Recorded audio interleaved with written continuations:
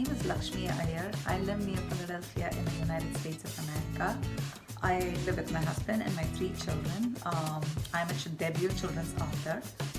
My book, Why Is My Hair Curly, came out in July of 2020, and I believe it's available in Books and Beyond, and you can either borrow it or buy it. Other than writing books, one of the things I do is I work for a banking services company. I'm a business analyst by profession. My recent interest is astrology, for which I'm taking a class. So as you can see, there's a lot of things I'm interested in. That's like a brief intro to myself.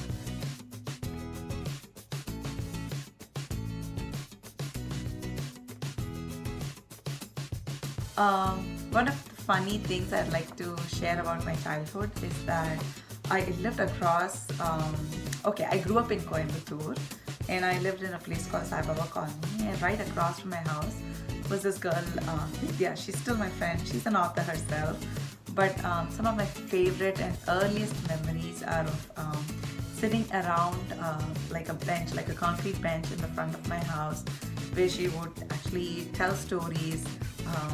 She'd be very animated. So storytelling and listening to stories and being interested in reading stories was completely because of her. She and her sisters used to have this lovely bookshelf in a front reading room with nice wicker chairs, comfortable cushions, things that I didn't have growing up. So I would always be at their house reading and talking about books. And then she and her, we both grew up on Enid Blyton, at least in the beginning.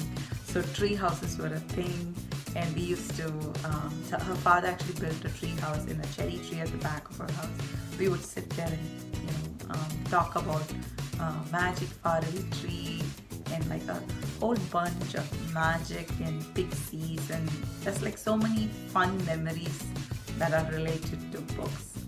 Those are some of my earliest childhood memories about books and reading and why I became a reader.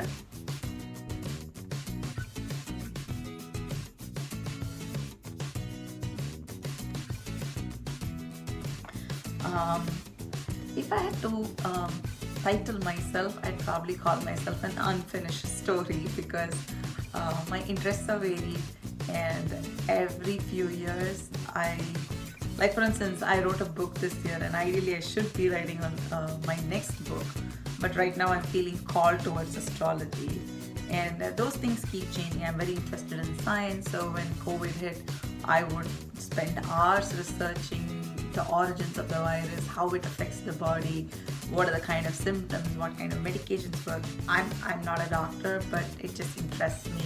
So whatever topic is my current news, it will get my full undivided attention. So at the moment, it is astrology. We'll see where that goes, So 2 years from now, I might be doing something. So that's me for you.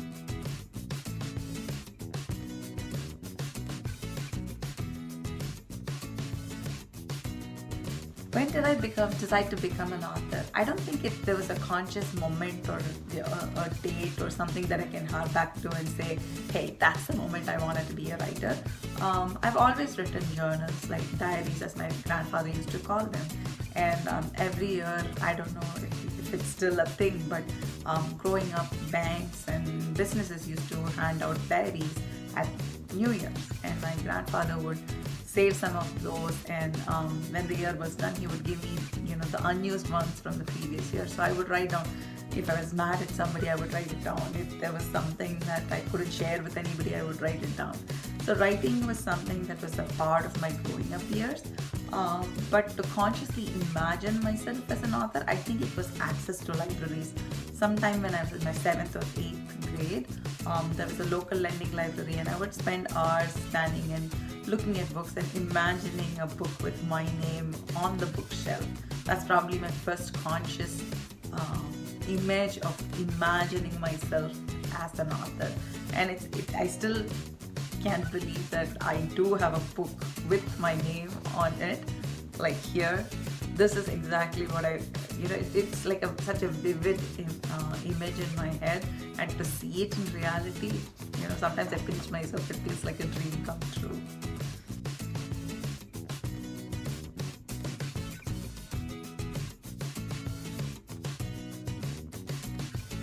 Top 5 places in my travel wish list. Greek for now because I'm into Greek mythology. Hawaii, Andaman and Nicobar Islands.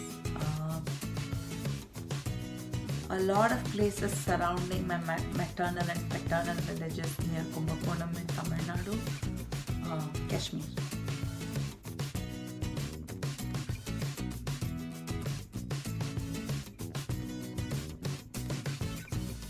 If I had to be a character from a book or a story, what would I choose and why?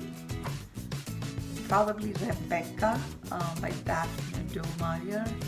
She's this character who's never really a character in the book.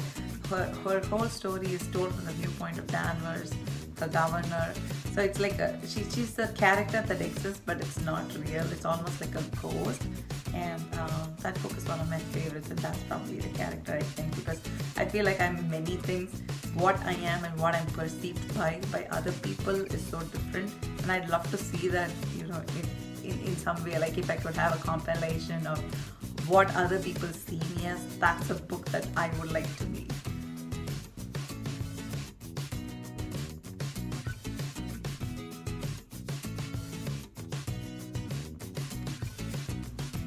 What is my favorite book from childhood? The Magic Faraway Tree, by far.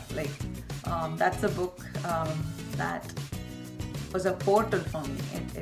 It showed me that there is fun and fantasy, that characters can be anything from a tin man to a moon face to pixie and then you could have adventures and be home at the end of the day. For a long time, that's all I wanted to do: climb a tree and go to faraway lands, have adventures, and come back home.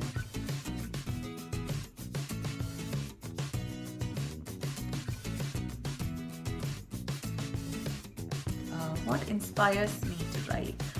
Everyday life. There are things that some days I would just, for instance, yesterday I was worried about something, about my children and their grades, and that was all I could think about, and until I got it down on paper, it wouldn't just let me rest. Most of the times it's like that, there's a story or there's an anecdote that needs telling, and the words just keep building and building in my head till it finds release. And once I let go of it on my blog or on a personal, like a document, or I sometimes write it down, but the words have to find release, and until then it just won't let me go. So it's impulsive, it's sporadic, and there's no pattern to it.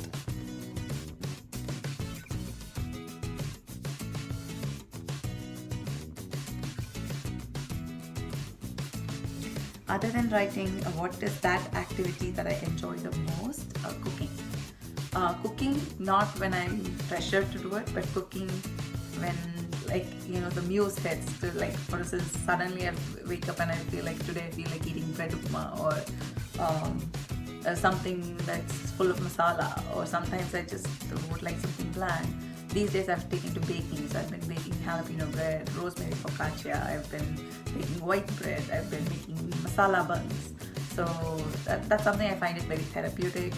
There's something about mixing dough and waiting for the yeast to work and watching it bake in the oven that makes me happy.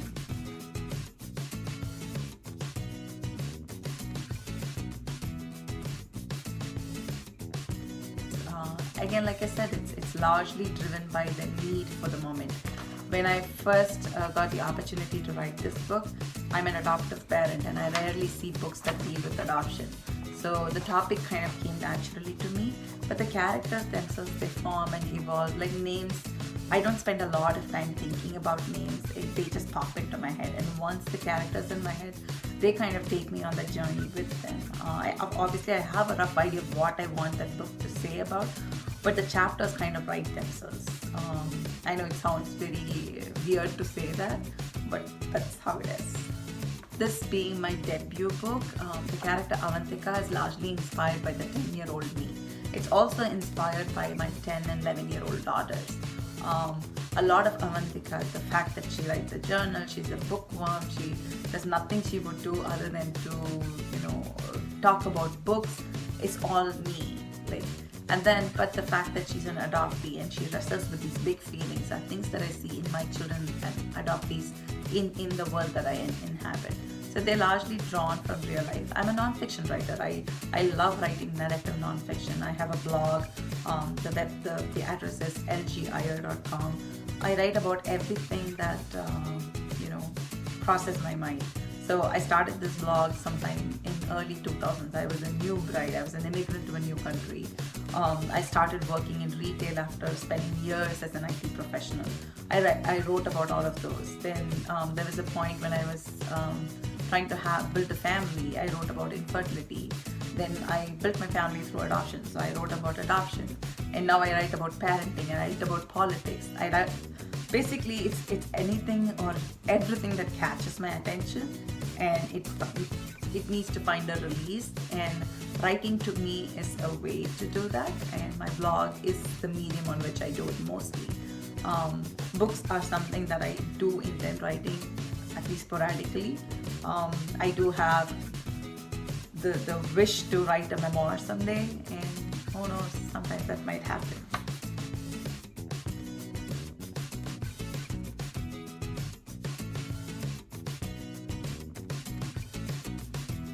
Complicated things most people won't talk about.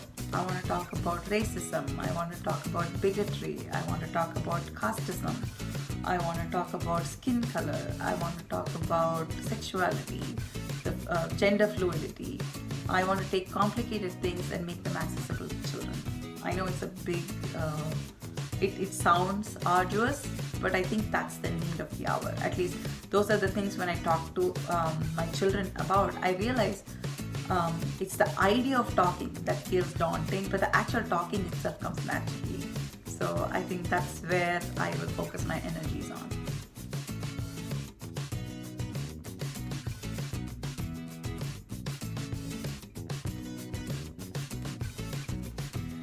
If books are my best friend, then my library obviously would be my best friend's home, right?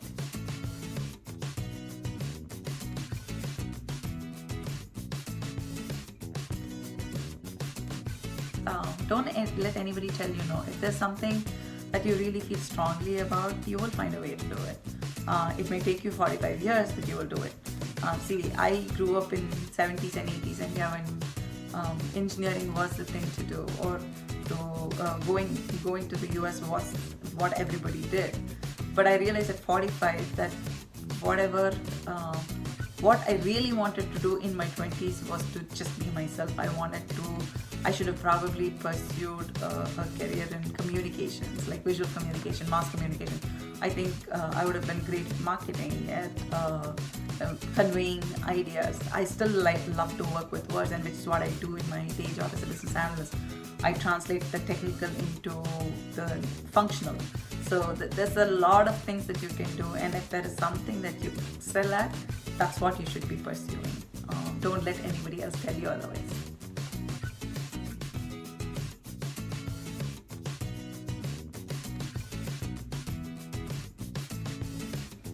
Do I have any upcoming books?